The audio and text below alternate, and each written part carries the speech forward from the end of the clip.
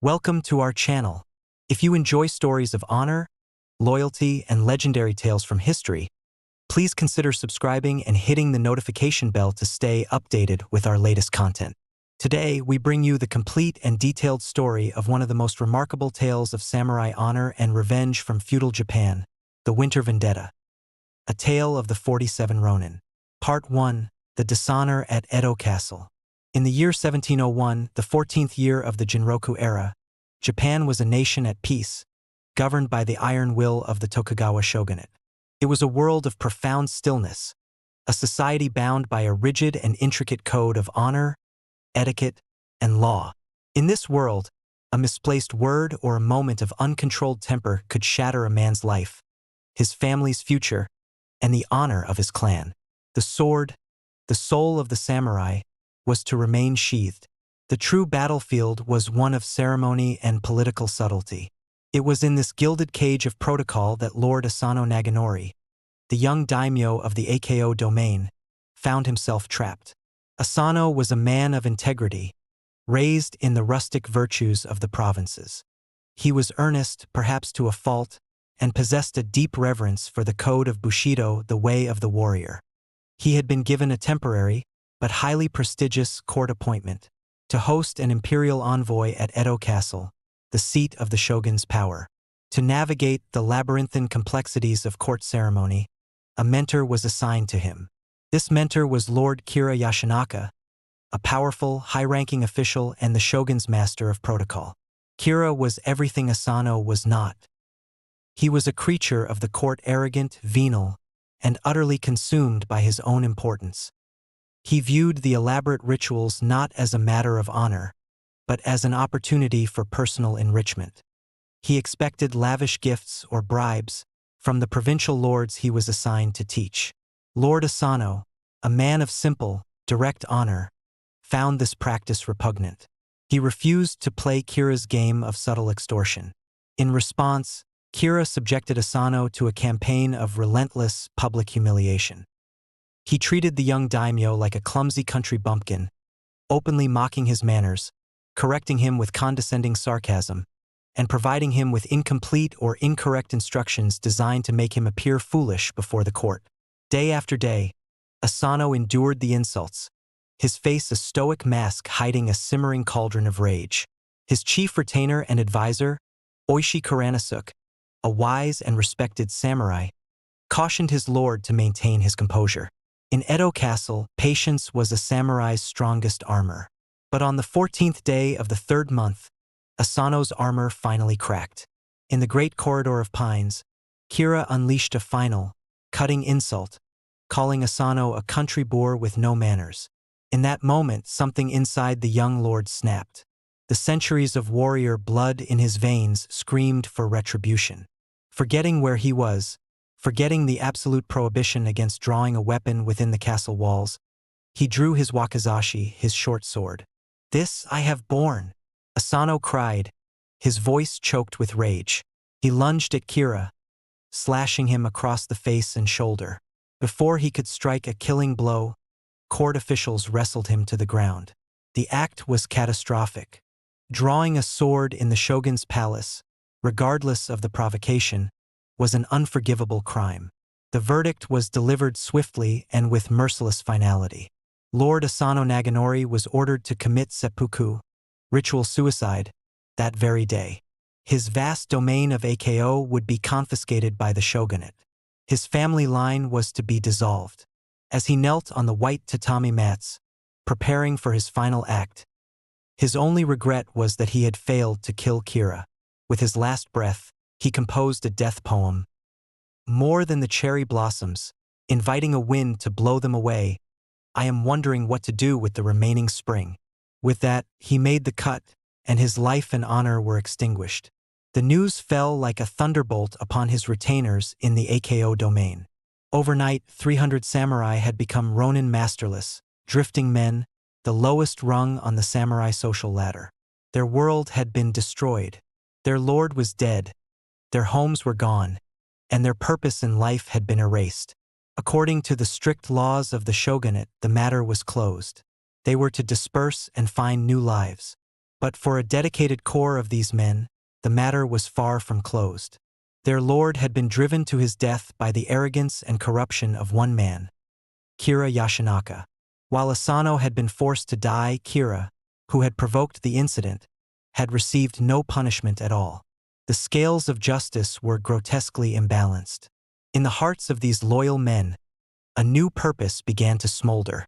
It was a purpose forbidden by law, condemned by the state, but demanded by the sacred code of Bushido. They would not let their lord's spirit rest in dishonor. They would avenge him. At the head of this nascent conspiracy stood Oishi Kuranosuke, the man who had counseled patience. Now he became the architect of a vengeance so patient, so meticulous, and so profound that it would become a national legend. He gathered 46 of the most loyal samurai, and together, they swore a secret, blood oath. They would kill Kira Yoshinaka, but this would not be a rash act of violence. It would be a perfectly executed plan, a vendetta that would honor their lord and demonstrate the true meaning of samurai loyalty. Their revenge would be a masterpiece of patience and deception. Part 2. The Mask of Dishonor. The immediate aftermath of Asano's death was a period of calculated chaos. Oishi knew that Kira, and the shogunate's network of spies, would be watching the AKO Ronin closely. They would expect a swift, foolish attempt at revenge. Oishi's first task, therefore, was to lull his enemies into a false sense of security. He began by playing the part of a responsible, law-abiding administrator, overseeing the peaceful handover of Edo Castle to the shogun's officials. He made a public show of urging the Ronin to disperse and seek new employment. Then, he began the most difficult and painful part of his plan, the systematic destruction of his own reputation. Oishi Kuranosuke, a man universally respected for his wisdom and integrity, moved to Kyoto and transformed himself into a drunken, dissolute disgrace. He became a fixture in the geisha houses of the Gion district, spending his days in a stupor and his nights in debauchery. He neglected his family, his duties, and his honor. His once proud samurai topknot was unkempt, his clothes stained with sake, his sword gathering dust.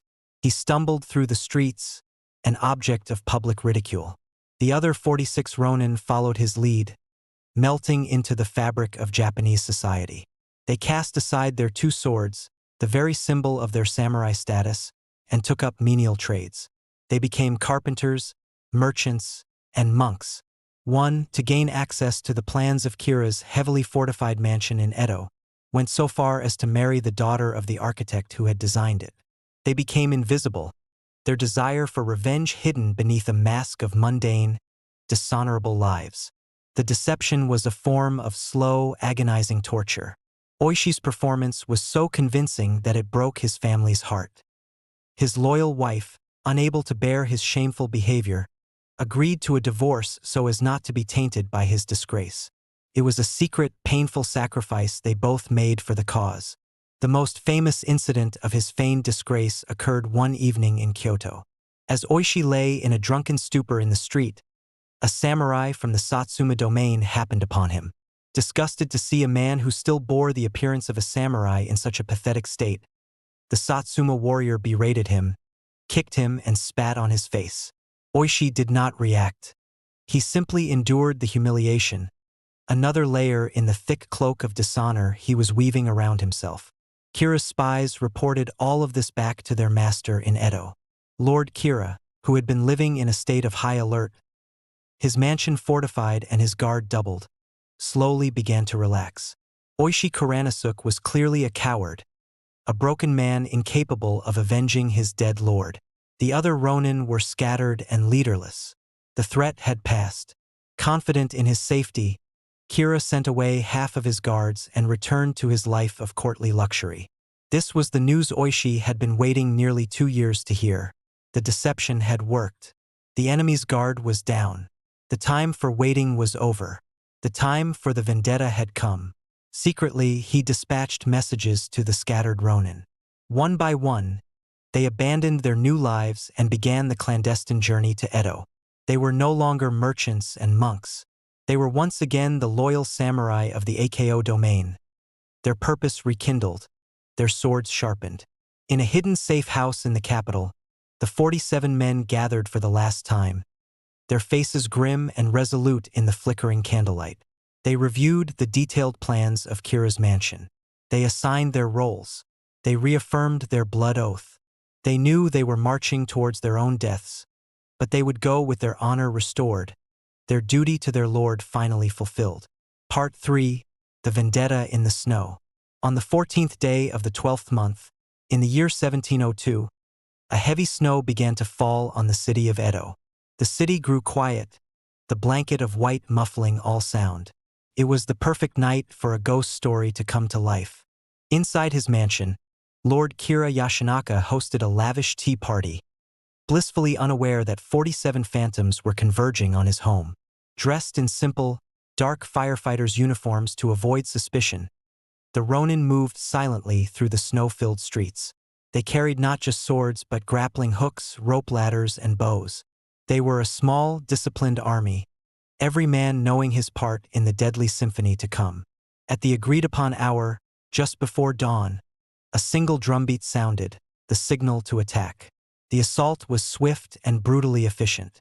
One team, led by Oishi's own son, scaled the walls at the back gate.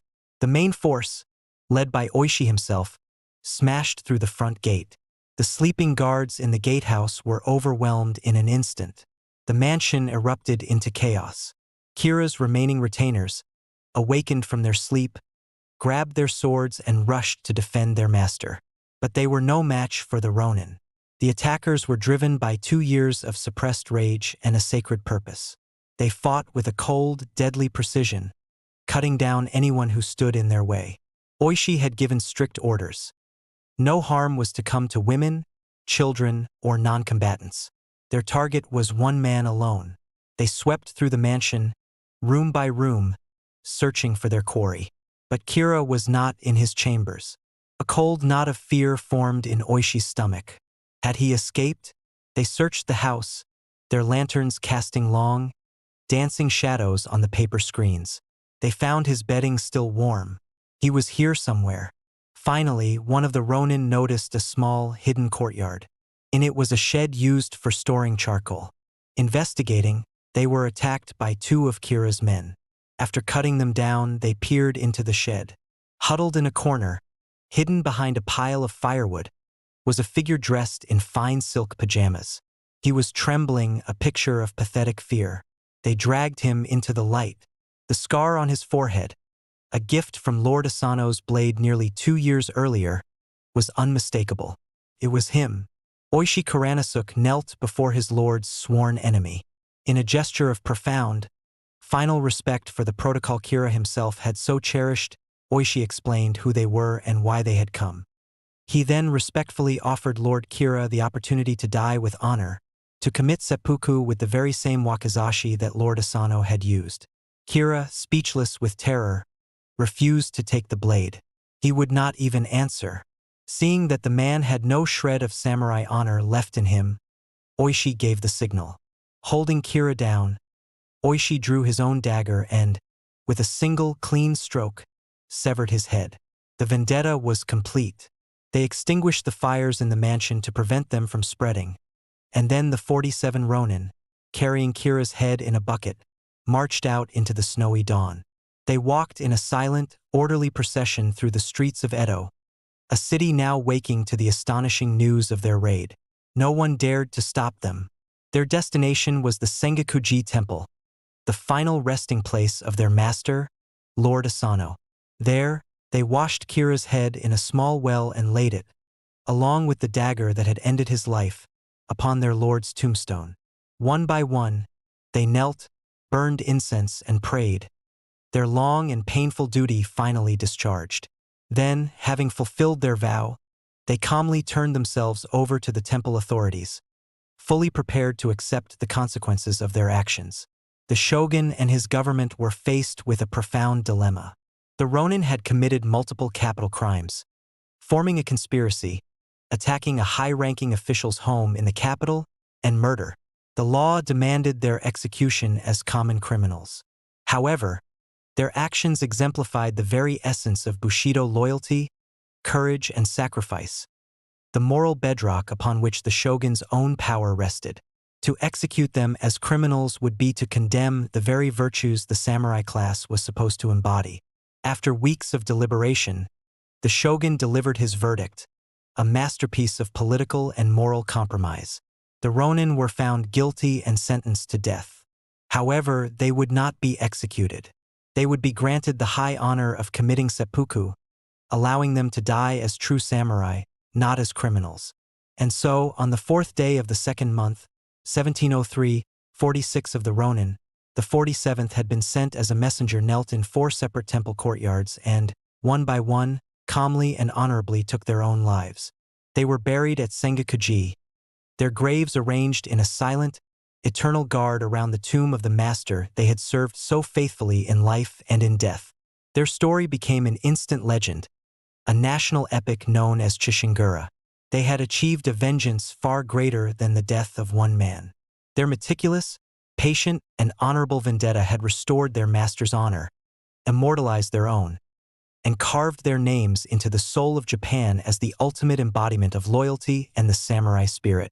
This tale reminds us that true honor sometimes requires the greatest sacrifices, and that loyalty transcends even death itself.